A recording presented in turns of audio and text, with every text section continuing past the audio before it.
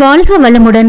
Hi சகோஸ், இதயம் மீட்டும் மெல்லிசை போல உங்கள் மனதை மயக்கப் போகும் எழுத்தாளர் தீபா பாபு அவர்களின் கற்பனை சிதறல்களுக்குள் நம் பயணத்தை தொடங்கலாமா? அத்தியாயம் 24. மறுநாள் விடியலில் உறக்கம் கலைந்த பிரியஞ்சலிக்கு தன்னை சுற்றி இறுக்கமாக வளைத்திருந்த இரும்பு கரத்தின் சொந்தக்காரன் நேற்றைய இரவின் நிகழ்வை மொத்தமாக அவளது நினைவுகளில் மீட்டெடுக்க உதவினான்.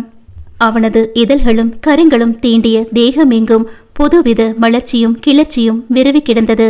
அவன் குணத்துக்கு தன்னை கண்டிப்பாக முரட்டுத்தனமாகத்தான் நடந்து கொள்ளப் போகிறான் என உள்ளுர லேசான கலவரத்தில் அதற்கு தயாராக இருந்தவளை வெகுவாக வியப்படைய செய்யும் வண்ணம் இவள் முகம் பார்த்து பதமாக கையாண்டான். முகம் பார்த்து என்கிற நினைவு எழும்பொழுதுதான் அதற்காக அவன் செய்த அட்டகாசத்தை எண்ணி கீழுதட்டை கடித்து மெல்ல ஓசையின்றி நகைத்து கொண்டாள் பெண். தன்னை புடவை மாற்ற வேண்டாம் என்ற கணவன் குளியலறையில் இருந்து அரைக்குறையாக வந்து நின்றதில் அவன் எண்ணம் புரிந்து இவள் பதற்றமாக மாறும் பொழுது இவளை இலகுவாக்க என்றே மெல்ல மெல்ல பேச்சு கொடுத்து இயல்பாக்கிக் கொண்டே வந்தவன் தக்க தருணத்தில் இவளின் இதழ்களில் ஆழமாக முத்தமிட்டு தன் வசப்படுத்த முயன்றவாறே அடுத்தடுத்து முன்னேறியதில் இவளுள் பெரும் கூச்சமும் தயக்கமும் போட்டி போட்டு எழுந்து அவனுக்கு தடை போட முயன்றது. என்ன அஞ்சலி?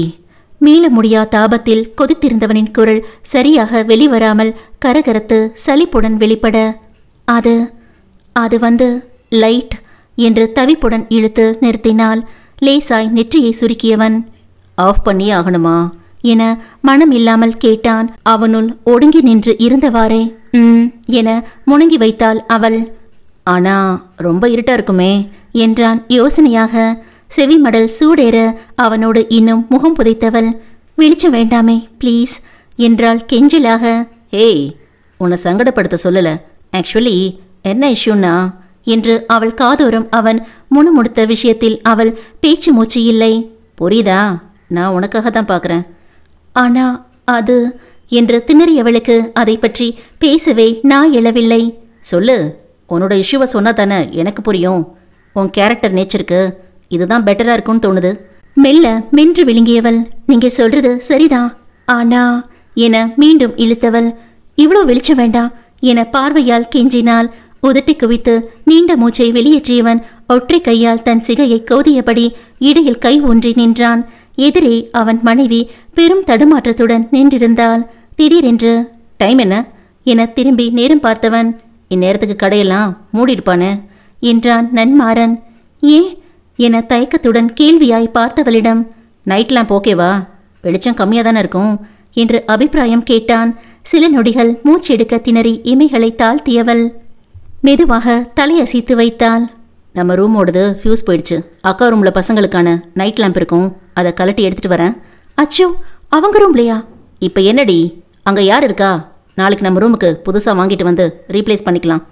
இப்படி ஒரு தேவை வரும்னு நான் என்ன கனவா கண்டேன்? இல்லைன்னா உன் வீட்டிலேருந்து வர வழியிலையாவது வாங்கிட்டு வந்திருக்கலாம்.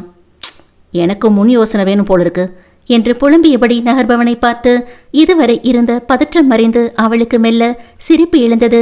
அவளிடம் எதையோ கேட்க வேண்டி திரும்பியவன், யூ என்னை படுத்தி வச்சுட்டு நீ கூலா சிரிக்கிற என்று விரைந்து நெருங்கி தான் அவளை படுத்து எடுக்க ஆரம்பித்தான். அவனுடைய அடாவடியில் சிக்கி அவனை சமாளிப்பதற்கே பெண்ணிற்கு நேரம் இல்லாமல் போக பின் எங்கிருந்து வெளிச்சம் இருட்டு குறித்து எல்லாம் அவளின் சிந்தனை பயணிக்கும். வாத்தியின் எண்ணப்படி அனைத்தும் முடிந்து இவள் சுயம் திரும்பும்போது இரவு விளக்கின் அவசியத்திற்கு அங்கு தேவையே இல்லாமல் போய் இருந்தது.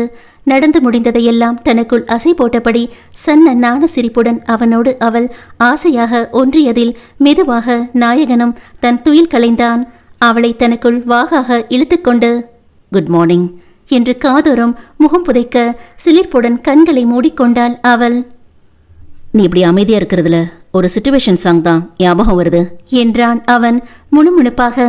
ஏதாவது விவகாரமாக சொல்லிவிடுவாரோ என இவளுக்குள் சிந்தனை கலவரத்துடன் ஓடும் நேரம் அவன் பாடலை பாடினான். இது மௌனமான நேரம், இளம் மனதில் என்ன பாரம். என்ன சரியா இருக்கா என்று கேலியாக கேட்டான்.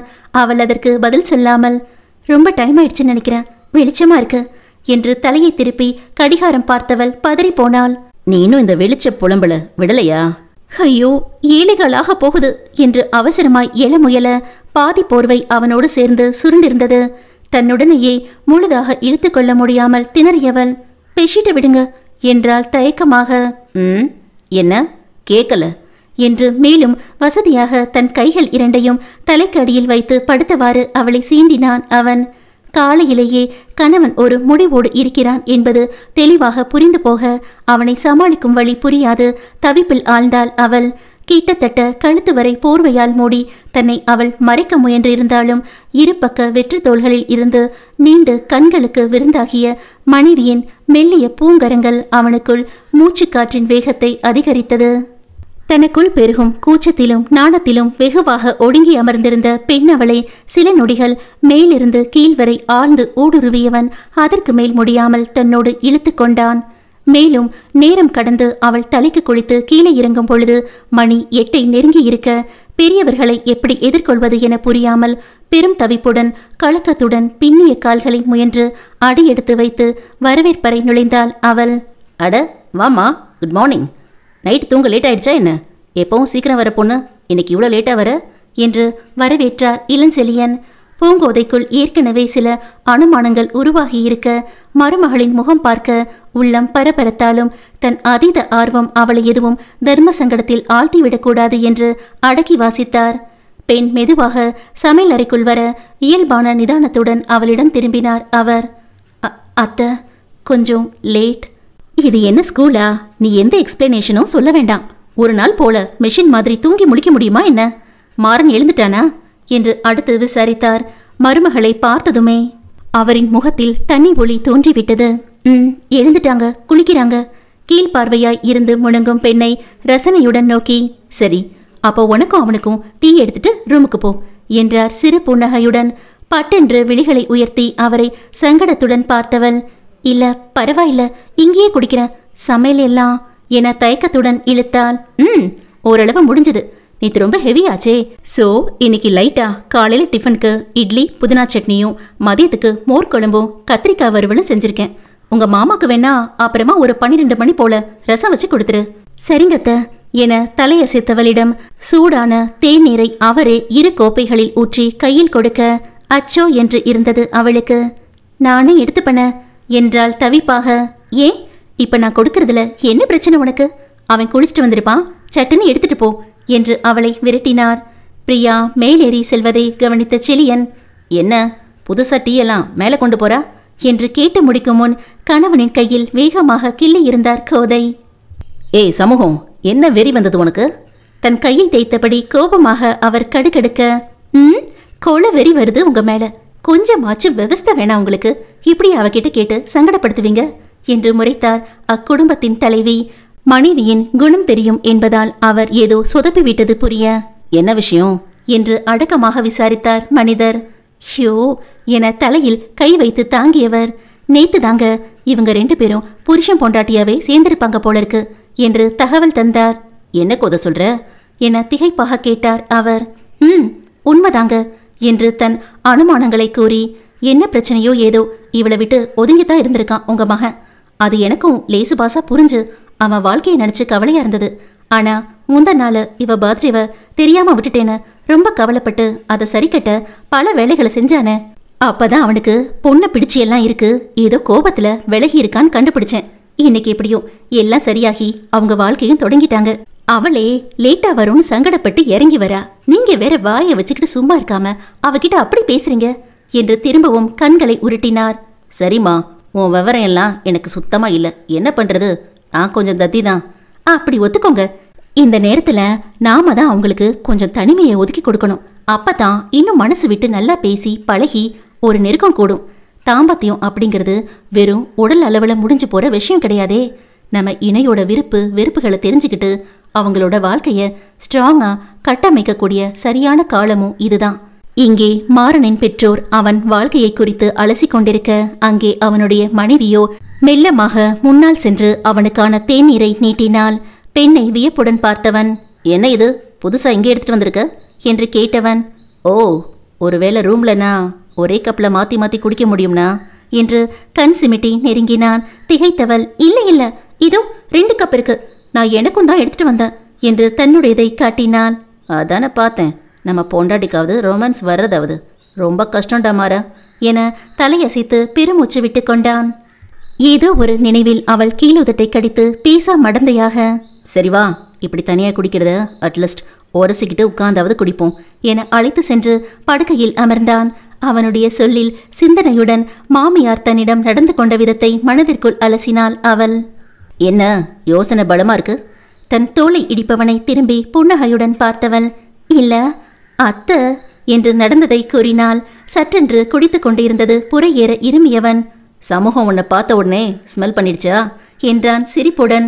பின்ன அவ்வளோ நேரம் கழிச்சு போனா, அதுவும் தலைக்கெல்லாம் வேற குளிச்சு என்று வாய்க்குள்ளே முணுமுணுத்தாள். உனக்கு மனசுல பெரிய சீரியல் ஹீரோயின்னு நினைப்பு. உன்னை யாரடி இப்படி காண்பிச்சு கொடுக்க சொன்னா? கேலி செய்தவனை ரோஷத்தோடு பார்த்தவள். முத தடவை இப்படிதான் குளிச்சுட்டு வரணும்னு கல்யாணம் முடிஞ்ச நைட் அன்னைக்கு பெரியத்த அண்ணியெல்லாம் சொன்னாங்க என்றாள் வேகமாக.